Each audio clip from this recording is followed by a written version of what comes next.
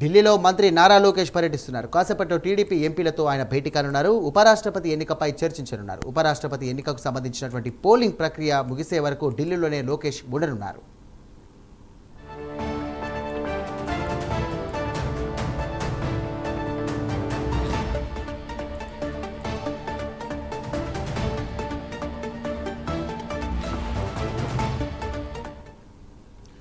Breaking చేస్తున్నాం. ఢిల్లీలో మంత్రి నారా లోకేష్ పర్యటిస్తున్నారు. కాసేపట్లో టీడీపీ ఎంపీలతో ఆయన భేటీ కానున్నారు.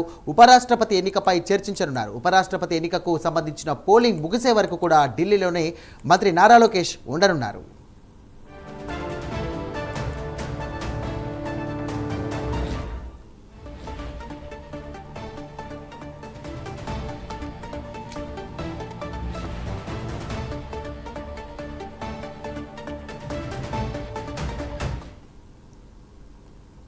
రెండు 2029 తర్వాత కూడా బీజేపీతో పొత్తు కొనసాగుతుందని మంత్రి నారా లోకేష్ స్పష్టం చేశారు.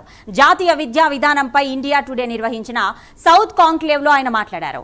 ఉపరాష్ట్రపతి ఎన్నికల్లో ఎన్డీఏ కూటమి అభ్యర్థి సిపి రాధాకృష్ణన్కే మద్దతిస్తామని మంత్రి తెలిపారు. ఇక జాతీయ విద్యా విధానం కేవలం 3 భాషలు మాత్రమే నేర్చుకోవాలని చెప్పిందని, హిందీ తప్పనిసరిగా నేర్చుకోవాలని చెప్పలేదన్నారు మంత్రి నారా లోకేష్.